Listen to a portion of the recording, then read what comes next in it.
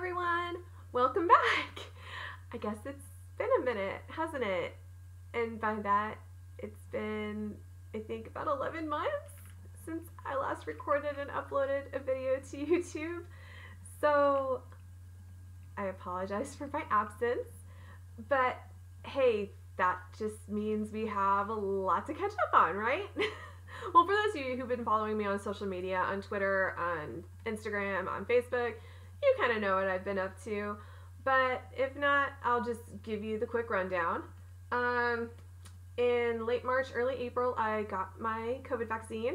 Hooray! I got Moderna. So that meant I could get back out there in the world and go travel and go do book signings and go to South Padre and save sea turtles with the Dallas Zoo, which was amazing. I actually got to see baby sea turtles being released into the ocean, and that was a lifelong dream come true, and it was probably the most magical moment of my life. Oh my gosh, it was incredible. If my camera's moving right now, it's because I have my computer perched on my cat scratching post, and she just came over and started scratching. So that's what that was. I promise your computer, there's nothing wrong with your computer. It was all Nova. And she's still doing great, by the way. She's 3 years old now and still is happy and sassy as ever. Okay, so after Sea Turtles, got to go back to Comic Palooza with my friend Cody, which was awesome and amazing. Got to see a lot of my old friends, sold a lot of books, which was just wonderful. And it, got me back into the Comic-Con world, which I missed so much. I missed all the people. I missed the atmosphere. I just missed, being out there in the world. And I am so, so thankful and so grateful to be able to be back. In fact, I am going, I just got back from Hill Country Comic Con in New Braunfels over this past weekend, where I met some amazing, incredible people. And next weekend I'll be heading to Midland for Permian Basin Comic Con. So if you're in that area, come and see me. I'll have lots of books. In fact, I'll have a new book. It's called Shipwreck Girl. Just came out on Valentine's Day this year. And I'll talk more about it later because I have a lot of other stuff to tell y'all first. I mean, okay, let's see. I already told you about the Sea Turtles, which was probably the most profound moment of my life, at least in 2021.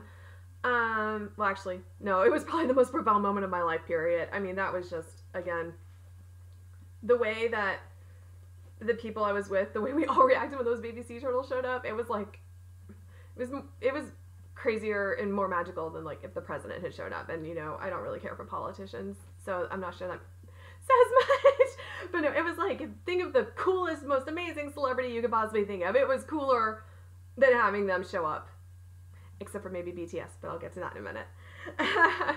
So my friend Margie released a book also last year. It's called Living Beyond Borders, Growing Up Mexican in America. And honestly, this is huge deal, guys. This is huge. It's everywhere. It's on all the reading lists. It's being celebrated for Read Across America. Oh my gosh, Margie is doing amazing, wonderful things, and I'm so excited for her, and I can't wait to see what she does next. Although we are still waiting for Oprah to pick up a copy of this book. So if you know Oprah, tell her to call Margie. Someone give her a copy of this book. It's really easy to find. You can find it on Amazon. You can find it at Barnes & Noble. Just give this to Oprah. So my next piece of fun book news, I released the sequel to Once Upon a Midnight Clear, which is Once Upon a Times Square, all about characters going and celebrating Christmas in New York City. And what's really neat is the official social media accounts for the Empire State Building actually shared a quote from it, which was just so wild. And oh my gosh, it made my whole day. It was so, so exciting when my sister found that. Like, I didn't even know about it. It was just, I think Nova's about to use her litter box, guys. I'm so sorry. This is what happens when your cat's your roommate. She's about to get in the litter box as I'm talking about how the Empire State Building completely, oh no, come on, really? I've already tried to record this video like 10 different times and I keep screwing it up. Like I had recorded for like 15 minutes earlier and I thought I was doing great, and then I realized I spoiled Shipwreck Girl. And I'm just thinking, no. Okay, well, okay, if you're listening, mute the mute your thing right now. Because yeah, she's definitely using the litter box. Oh my gosh. Wow. This is just typical, you know. Okay, you can turn the sound back up. She's done. Anyway. She's still scooping. Oh my gosh. This is so embarrassing. I am sorry. I'm not starting this video over though. Anyway, so once upon a Times Square was flooded by the Empire State Building, and it was really cool. Yeah, she's one of those that, I don't know if you can hear it, but once she scoops, she can't stop, and I don't know what that is, but okay, she's done. Good. I can carry on without hearing my cat in the background scooping her litter box. Anyway, where were we? Life updates. Okay, I guess I can get to the fun part now, which is I have a new obsession. I mentioned it earlier. BTS! I am in love with them. Oh my gosh. I mean, okay, I had known about their music before. I really, really enjoyed it, but I wasn't head over heels fangirl until last November. And I think I resisted because I know myself and I know how easily I get obsessed with bands and TV shows. That's why I haven't watched Doctor Who. It's why I haven't watched, let's see, Supernatural, because I knew I would just get so into it that it would become my life. And that is what has happened with BTS. I love them. I especially love, okay, here's my bias. Can y'all guess who my bias is? If you follow me on Twitter or Instagram, you already know who my bias is. Hobie! I am so in love with Jung Hosek, aka J-Hope. I know I've said this before, guys. I know I've told y'all I have a million celebrity crushes, and it's true. I still do have a lot of celebrity crushes, but I have never loved any of them the way I love J-Hope. He's perfect. He's so funny. He's so sweet. His dance moves, oh my gosh. And those dimples, oh my gosh. Y'all, I have to tell all of my celebrity crushes now, even like Colin Farrell. Guys, I'm breaking up with you because Hobie, he's the love of my life. Look at him. So yeah, that is, BTS is kind of my life now. My sister and I have been watching Run BTS. We've been watching Bon Voyage. We're going to start watching In the Soup. And we actually have tickets to go see them in Las Vegas. My sister got the code a couple weeks ago. Or I guess, oh gosh, was it just last week? Gosh, it feels like it's been so much longer than that. So she got the code.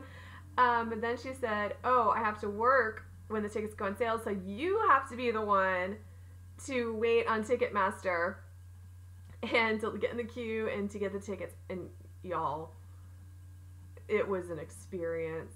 Let me tell you, I thought I knew about getting tickets because I grew up in the concert era. You know, I've been going to concerts since the 9th grade, since 2003.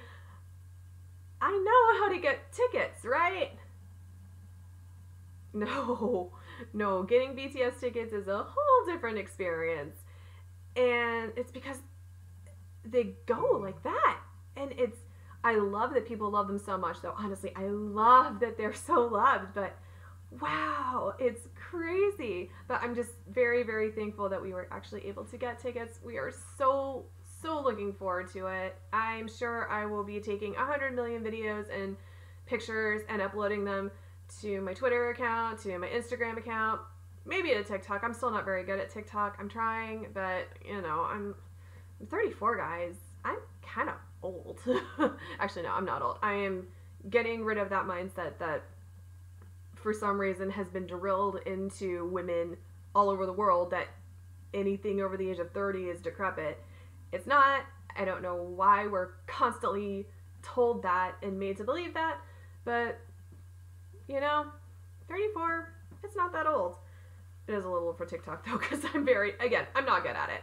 I'm about as good as it as I am at YouTube. But anyway, yeah.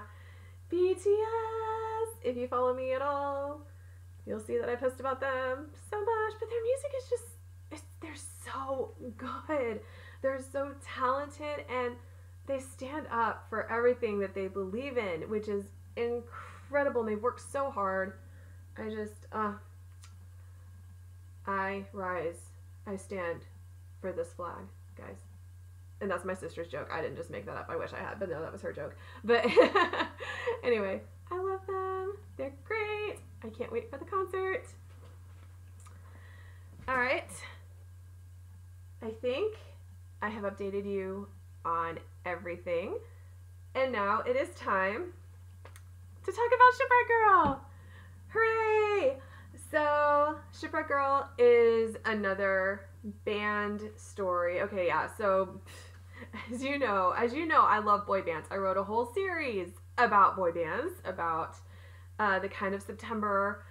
At the time, I wrote it because I watched a One Direction music video and I loved them and I thought they were adorable. Of course, now I'm telling everyone, okay, delete that. Pretend that the boys are the BTS boys. No, not really. But seriously, they're in my mind all the time. But anyway, so I kind of wrote the boy band series inspired by my love for One Direction. But as a One Direction fan, I also became a very huge 5 Seconds of Summer fan. And I thought, oh, well, they kind of deserve a book too. So, Shipwreck Girl was born. And I don't even remember how I came up with the idea for my main girl to be a dancer. I think I've just always thought ballet was beautiful and thought, oh, I want a girl who knows what she wants but has kind of lost it. And I came up with the name Juliet. Well, I mean, I didn't come up with the name, but Juliet, I chose the name because I was listening to this song. I can't remember the band, but it's like from the early 2000s called Hey Juliet, Hey Juliet, Hey Juliet. And I thought, oh, well, that's fun. I love that song. And so I decided to name my main character Juliet. I guess I can just read the back for you guys instead of me just explaining it awkwardly because I feel like I'm not doing a very good job. Again, it's been a while since I recorded a YouTube video. So the back cover reads, "Dance is Juliet Haven's whole life, or at least it used to be, before she sustained a life-altering, dream-shattering knee injury that forced her to drop out of one of New York's most prestigious universities. Now she's back in her hometown and struggling to adapt to her new life, and the idea of a whole new future. When an opportunity to audition for a local band's music video arises, Juliet takes it as a chance to perform one last time. She never expects to find herself forging a friendship with 4 guys in a pop-punk band, or falling for handsome drummer Landon Best." So yeah, it's a she was a punk. Oh no, he was a punk. She did ballet kind of love story, and I loved it. It was so much fun to write. Let's see, what else can I tell you about it? I guess it kind of goes without saying that the drummer is low-key based off of Ashton Irwin, because before I fell in love with Hobie. I mean, no, I still think he's hot, trust me. Ashton is still beautiful, but, Hobie is my only boyfriend now. But still, Landon was written with Ashton in mind, I'm not gonna lie to you. The cover is actually a picture I took at a Backstreet Boys concert. I'm not going to tell you which one that is because I don't want to get a cease and desist letter for my cover. But that was taken at a Backstreet Boys concert. This photo down here was actually taken at the One Direction concert that my sister and I went to. So flying across the country to see BTS will not be the first time that KJ and I have flown across the country to go see a concert. We have done this before. And my ballerina girl, she's actually a stock photo. I gave the photographer credit inside. Oh, and another reason I wrote this, not just to write like 5 seconds of summer fan fiction or anything, but because I love the idea that there is no one right way to make a dream come true. And sometimes the unconventional path, the least conventional path, is the path that works. You know, like indie publishing is not the conventional path, or at least it didn't used to be. I guess it's becoming more mainstream now, which is awesome. I'm loving the support that is everywhere for indie authors. But, you know, it wasn't always the conventional way, and it wasn't always the way that people really looked up to or really thought was the right way to go. And so, you know, for a girl who wants to be a ballerina, the last thing she's going to think that would be the right path for her would be to dance in a punk pop music video. But, you know, it works. And I love that. I just love the idea that there's no one right way to make a dream come true. So it's already gotten some pretty positive feedback online. Again, it's only been released. It hasn't even been released a month yet. It's almost been released a month. And I'm really proud of this book. I mean, I'm proud of all my books. But I really, really enjoyed writing Shipwreck Girl. I'm trying my best to tell you without giving away any spoilers. But I guess I could just go ahead and read the first chapter to y'all like I did back in the days when I first started this YouTube channel, when I was thinking I was going to be really good at it, and I'm not, and I apologize again. Follow me on Instagram and Twitter for better updates.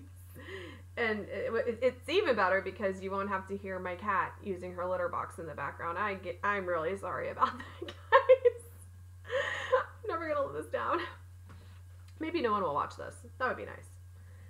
Anyway, I'm trying to think if there's anything else you guys need to know about Shipwreck Girl other than, yeah, I wrote it once again inspired by my love for music, inspired by me being a fangirl of so many different bands, and yeah, I'm working on 3 different projects now.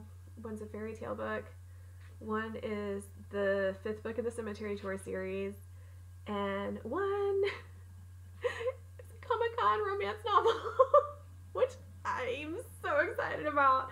I've started the first chapter already and it's so much fun. I can't wait. But anyway, so without further ado, I guess I'll read you all the first chapter of Shipwreck Girl. And of course, if you have any questions for me, you can always reach out to me on any of my social media accounts. If you want to know more about Shipwreck Girl, or if you want to know more about my love for BTS, anything at all, just reach out. Oh, and you can read Shipwreck Girl on Kindle and on Kindle Unlimited. Chapter 1. Dance is my whole life. For as long as I can remember, it's been my safe haven, my dream, and my passion. To find clarity, all I've ever had to do is slip into my beloved satin ballet shoes. To lose myself in movement and in music is the only thing that has ever made sense to me. Then, 8 months ago, everything changed. I tore my ACL performing a pirouette, a move that I've successfully executed at least 1,000 times before. I heard the pop, and I felt that sickening electric spark of pain, but I didn't want to acknowledge it. We were in the middle of a dress rehearsal, and given that it was for the final performance of my 3rd semester at Pace University in New York, I needed to be okay. I needed to continue. I kept dancing. That was a mistake. All right, everyone, settle down, settle down. The sound of my professor's voice snaps me out of my state of self-pity and back to the UC Long Beach biology lab. I know it's Friday, and I'm sure you all have big plans for the weekend, but I still need you to be paying the utmost attention. Today, we're studying the mighty mitochondria. Come on, you can't tell me you're not excited about that. As much as I appreciate Professor Barr's enthusiasm for the basic structure of the human cell, I can't say I share his passion for biology or the innermost workings of our bodies, especially considering the way my own body betrayed me. So that's something. When I first started writing Shipwreck Girl, Juliet was the biggest whiner. I mean, I know she came out of my brain, and I know that I was writing her the way she was, but she was just so full of self-pity. And as I'm writing, I'm thinking, wow, I can't stand this girl. I don't want to write her a love story. So in the first couple of drafts, I'll go back and read and think, wow, this was going nowhere. So I'm really glad with how she turned out, because I did end up really, really loving her. Yeah, she does have a little bit of self-pity here and there, but I mean, she thinks she's lost her dreams, and I can't say I blame her, because what happened to her kind of sucks. In the first few weeks following my ACL reconstructive surgery, I was driven, determined, and optimistic. I told myself my injury was only a setback, that I would be back in my ballet slippers in no time. But then I began to feel the strange and unfamiliar sting of being left behind. I sat by and watched as my fellow dancers continued to learn and practice and perform, while I struggled to even limp. I felt that I would never catch up to them, and for the first time in my life, I began to doubt myself and my future on the stage. As weeks turned into months, my grades in my remaining classes began to slip until finally I made the difficult decision to drop out for the semester rather than accept failing marks on my record. I've always been an overachiever. I've always made excellent grades.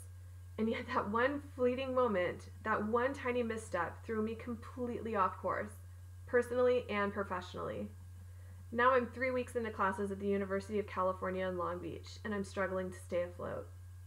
That's not to say that I'll never dance again. I know I will.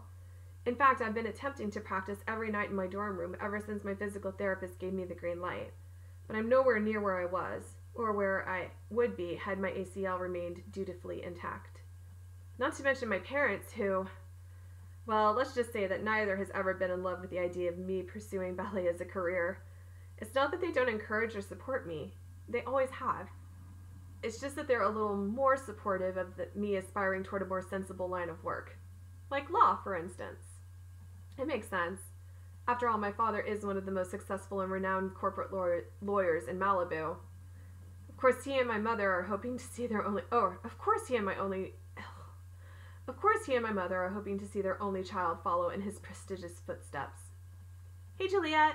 My lab partner Elaine greets me, taking her usual seat next to mine. Hey, I reply. How are you doing today? I am ready for the weekend, I answer honestly. Oh, me too. Do you have any fun plans? Elaine Bridges is one of those remarkable people who has never met a stranger.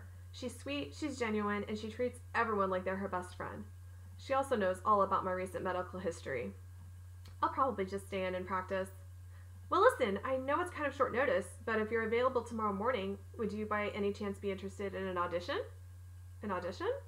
Yeah, I don't remember if I told you, but my boyfriend is in a band, and they're getting ready to shoot their new music video, and they're looking for dancers. Oh, I don't really know what to say. I'm flattered that she'd think of me, and I appreciate any and every opportunity, especially since I'm still healing. But I can't imagine Elaine's boyfriend or his bandmates would be interested in hiring a ballerina to dance in their music video. I'm not sure I'm really what they're looking for. They don't even know what they're looking for. I think you'd be great. And you've had proper training, which is more than I could say for the dancers they hired for their last video. Well, sure. Why not? I really have nothing to lose. And it's nice to think that I might have a real chance to perform again, even if it's only for a morning. I don't mention my plans to audition tomorrow to anyone. Not my parents, not my old ballet friends, and definitely not Max. Even though he's just texted me asking if I'm free for dinner tomorrow. And if not dinner Saturday, then perhaps brunch Sunday morning. I sigh and set my phone down on my bedside table. Then I lace up my ballet slippers and make my way across the bedroom to my portable ballet bar and the floor-length mirror I found at one of the local thrift stores. My parents don't know I've set up a makeshift dance studio in my dorm room. They wouldn't approve of me practicing. Neither would Max. Grand plie. Max Schaefer is my ex-boyfriend. We started going out in the middle of our junior year of high school and continued to date all through our senior year. We even stayed together throughout the following summer, but I broke up with him shortly before I moved to New York. It wasn't that I didn't care for him. I did. But I wanted to concentrate on my craft, and I knew that being in a long-distance relationship would distract me. Of course, now that I'm back home, he seems to think that we're getting back together. But I just don't know if that's something that I want. Releve. I threw in little dance terms that she's doing in the midst of practicing, or in the midst of her inner monologue. As I move slowly, rising up on the balls of my feet, I keep a close eye on my reflection. I look just as I always have. My chestnut-colored hair is tied up in a tight bun. My forehead is a bit large, and my chin is rather pointy, but my cheekbones are well-defined and flushed with a natural rosy hue. It's in my eyes, however, that I see the toll that these last 8 months have taken on me, my body, and my spirit. My dark blue eyes, once full of optimism and hope, are now shadowed by uncertainty, doubt, and weakness. I hate to admit it, but it's true. I'm weaker than I was before my injury, both physically and mentally. But I'm striving every day to change that. I continue my warm-up by lowering myself to the ground and stretching my legs into a middle split. My injured leg twinges, but I'm all right. At least I think I am. I'm going to have to be if I want to audition for Elaine's boyfriend's music video tomorrow. Sacramento Rain. That's what they're called. Elaine sent me the link to their website, but I haven't visited it yet. I guess I probably should. Maybe if I listen to a few of their songs, I'll know what to expect going in tomorrow. I might even be able to prepare something a little less Swan Lake and a little more rock and roll. Oh God, I'm definitely not cut out for this. They're going to want someone with a little edge, someone sexy, not a broken ballerina with a bad knee. No, I can't keep thinking like that. I'm not broken. To prove it to myself, I select my favorite ballet track, The Rite of Spring, from Stravinsky's The Firebird. I move as freely and gracefully as I can in my tiny dormitory bedroom, but space is limited and my motions are restricted. Still, it feels good to lose myself to the music. Even after months of pain and treatment and rest and recovery, my body remembers every step, every move, every motion. I dance through 2 more tracks before I remind myself to take a break. I've learned the hard way that I have to go easy on myself and my leg. That means no pushing my body beyond its limits, no overexertion, and no getting frustrated with myself when I'm not able to perform the way I think I should. I'm still working on that last one. To distract myself, I decide to look up Sacramento Rain. I learn a lot from just a quick glance through their social media accounts. The band is made up of 4 guys, all of whom look to be around my age, which is 20. Their names are Reed, Liam, Landon, and Milo. They aren't mainstream yet, but they do seem to have a dedicated following. Their fans describe their music as pop punk, with a touch of alternative. Not what I typically listen to, but the few songs I sample are upbeat, and I like what I hear of their melodies. And the 4 guys seem to have a lot of fun with their music and everything they do. They're all pretty cute, too. Briefly, I wonder which one Elaine is dating. I'm barely certain it's Milo, but it could be Liam. Not that it matters. After all, I might be dating Max again. And even if I'm not the kind of girl who dates guys in rock bands. But that doesn't mean I can't appreciate a good-looking guy when I see one. Or 4. Just then, my phone begins to ring, filling the silence with my Tchaikovsky ringtone. It's Max. I've gone all evening without answering any of his texts. If I ignore him, he's going to think I'm ghosting him. And I don't want him to think that, even if I'm not altogether sold on the idea of us getting back together. Hello? I answer. Hey, you. His voice is smooth, his tone cheerful. What are you up to? Oh, just working on some homework, I lie. It's Friday. I wanted to get a head start. Max chuckles. You haven't changed a bit, have you, Letty? Always the overachiever. That's me, I reply listlessly. Letty was his nickname for me while we were dating. I never had the heart to tell him I didn't like it. Don't get me wrong, it's a cute name. It just never seemed to suit me. Well, listen, I don't want to keep you from your studies. I just wanted to know if you might like to go out tomorrow night. We could go down to Cafe Colette, maybe take a stroll down Rodeo Drive, for old time's sake. Cafe Colette was our favorite date night destination when we were in high school. I haven't eaten there in ages, but their macarons are positively heavenly. Still, I really, really want to go to the audition. I'm actually pretty busy tomorrow, I tell him. How about Sunday brunch then? I take a moment to think about it. I really have no reason to say no. Besides, it isn't like I'm diving headfirst into a relationship with a guy I barely know. I'm going out to eat with an old friend. A friend who just happens to be Max. Yeah, okay, I reply. Can I come and pick you up? Why don't I meet you there? I'd hate for you to go out of your way. Max is a junior at UCLA. Cafe Colette and Rodeo Drive are much closer to his neck of the woods than mine. I really don't mind, Max insists. I know, but it makes more sense for me just to meet you. Max heaves a heavy, relenting sigh. Max heaves a relenting sigh. If you say so. Then after a brief pause, he says, well, I guess I should stop distracting you and let you focus on your work. Yeah, I've got a lot of it. Then go do it, he exclaims, feigning enthusiasm. I can't wait to see you. Me too, I answer automatically.